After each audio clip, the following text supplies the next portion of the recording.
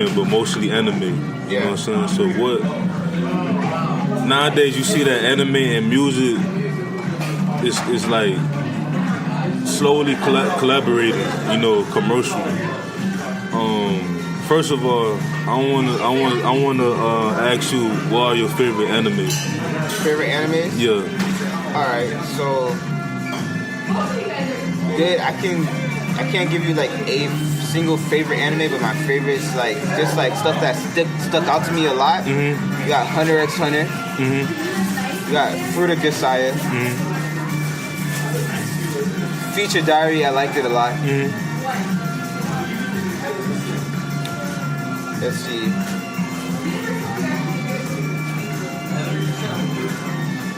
One Piece. One Piece goes really hard. I think One Piece is super slept on in America. Why? Like, cause like all the anime that you name it, like I haven't watched, but like I have homeboys who watch like anime all the time and stuff like that. Like, what's so special about each of the anime shows? All right, One Piece. What's special about One Piece is that Oda is a genius and a creator. Like, what he's depicting in the story of One Piece, he's depicting the journey of all the greats. Like, it's a tale of freedom.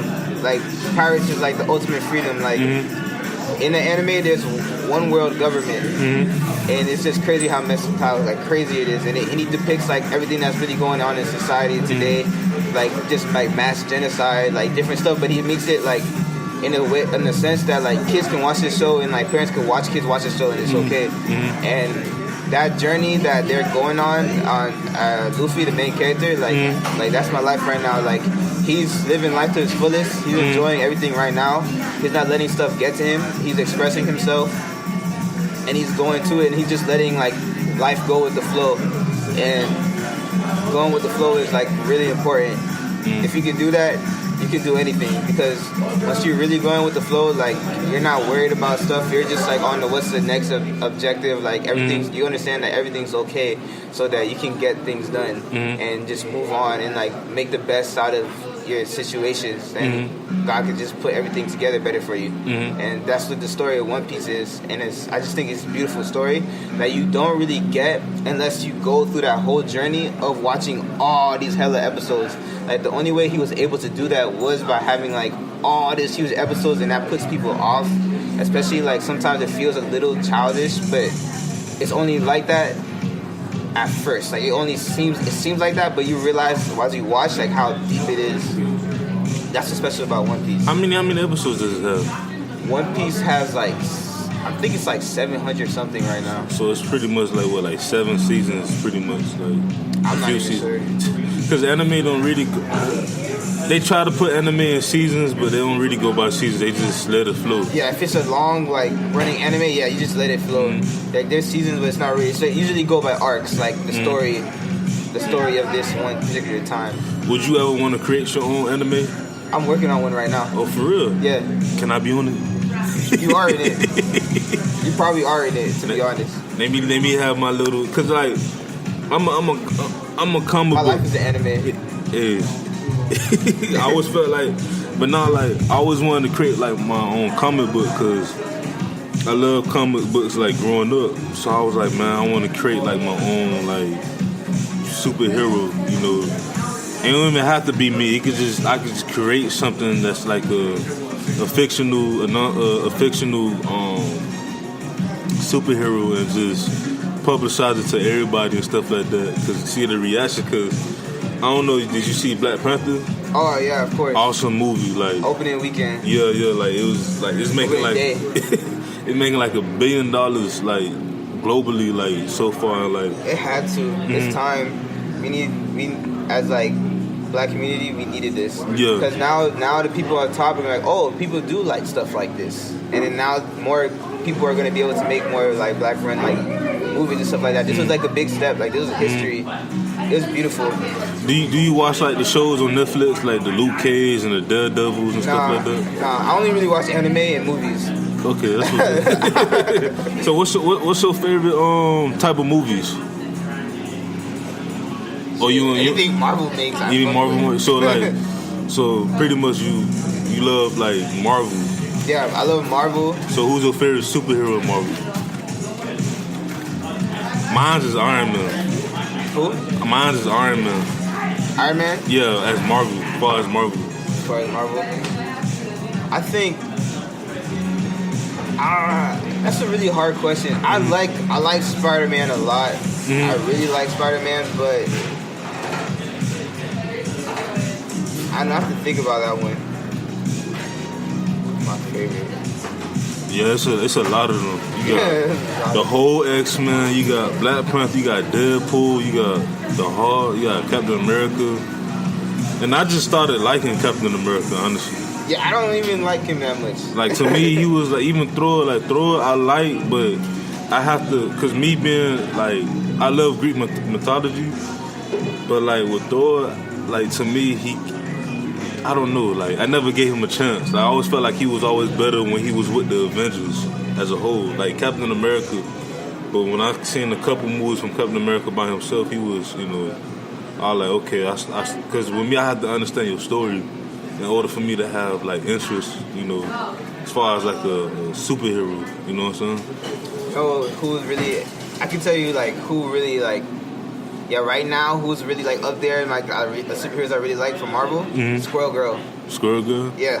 What, what's she from? Like, what affiliation? She's from Marvel. No, I'm saying, like, what group? Like, I don't really know. She's not even really a group. She does her thing.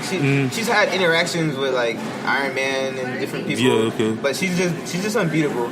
And I just love her for that. and because I'm unbeatable. That's what's up, man. That's unique, man. So we gonna get into, like, your EP called, what's it called? I Want to Be the Very Best. Very best. No, talking about the one before. Oh, you talking about what's... Yeah, okay. Ghoulish. Ghoulish. That's out right now, yeah. So I want to go, like, by track, because I usually do this with artists, So before I go into the tracks, like, why you named it Ghoulish? I named it Ghoulish because that's how I was feeling, like, really dark, really like a ghoul, like, mostly like ghoul inspired by, like, Tokyo ghouls, like those type of ghouls, like, I feel like that type of energy that was brought in that show, dark, and just how, like, the world is what it is, and you just kind of have to, like, deal with it and move through it, and just rise. Yeah, that's how I felt. Because the reason I asked, cause even from when I first heard it, I seen, like, the cover art. It looked kind of darkish. You know what I'm saying? Like, it's just telling you your whole style is unique, bro. Like, so the first track is Ghoulish. Yeah. So what was like the story behind the whole process with that track? That track, that's when I started getting good. Like, I had a couple of friends that were helping me, like, I don't know, like, just telling me what they think, giving me real honest opinions, and I changed that song like 4 times until there was that product it was, and I was like, yo, like, I'm starting to get good. Like, I'm starting to get good enough that people want to listen to me. But during this time, I was grinding from a dark place. But I had to grind in the dark times, like, no matter what. You have to grind no matter what. Because you got to, like... Yeah, you got to. Hard work is God's gift. You got to recognize that.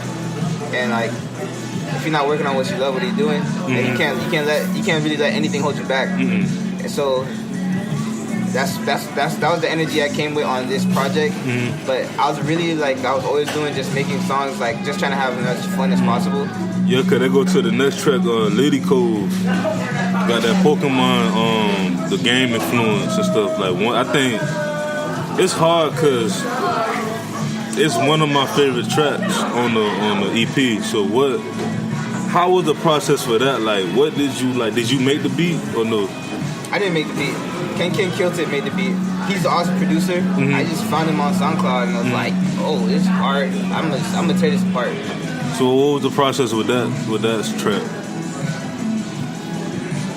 I banged that out pretty quick. I just wrote to it because I was having fun. If I'm having fun, that's when you most creative, like. Yeah, like however I'm feeling, like if the track makes me feel that way, then that's when it just, like, the creative flow just, like, bam, just comes out. if I'm like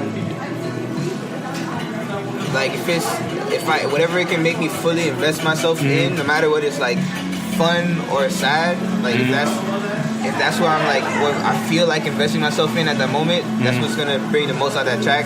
And I was feeling like that when I made that song, and I was just like, let's have some fun, and I just wrote that out. So overall, regardless, like you mad, sad, happy, you still gonna record regardless. Yeah. On how you feel. That's what's up, man. Then you got Super Saiyan remix. That was hard. Like that was of course inspired by Dragon Ball Z and stuff like that. But what was the process with that? So a producer I was working with was telling me like, yo, you should hop on like somebody's beats, so like people that are out right now. And Lil Uzi had dropped a song using that beat called Super Saiyan. And I was like, yo, like I'll tear this apart. And so I just took my take on it. That's that song. That's what's up. And then you got Bloodline. Bloodline was a dope track as well. What was the process with that one? I was in New York when I wrote that song. That song came out so easily. I felt like somebody was writing for me. Like I was just writing it. Like it just was coming out. And I was like, that was during it. Like all this project was just me. Like that's when I just started getting good. Like everything was just like. That's when I started like just being able to like get shit out. Just like that's when like all the work and time and effort I put on started coming together for me to make music that people would really want to listen to. So like during this time period, like Bloodline, like that was like another one that was like, yo, like I'm doing this stuff right now. That's what's up, bro. And then Fire Flame Ace. Yeah, that came from a kind of dark place. That song is inspired by One Piece a little bit, just the title. And the title and a couple references in there.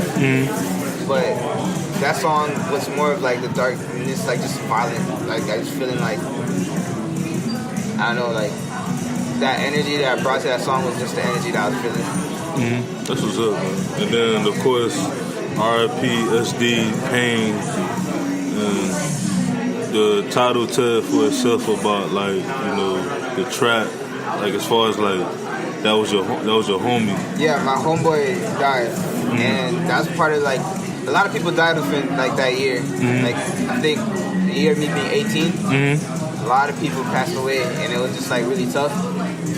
And that song is actually samples Naruto, and I talk about the cycle of pain in that song, and in the anime Naruto, Naruto is talking to a character named Pain about the cycle of pain as well. That's where that song is from, and it just fits with the theme of like what it's talking about in the anime in that song, and just how it applies to real life.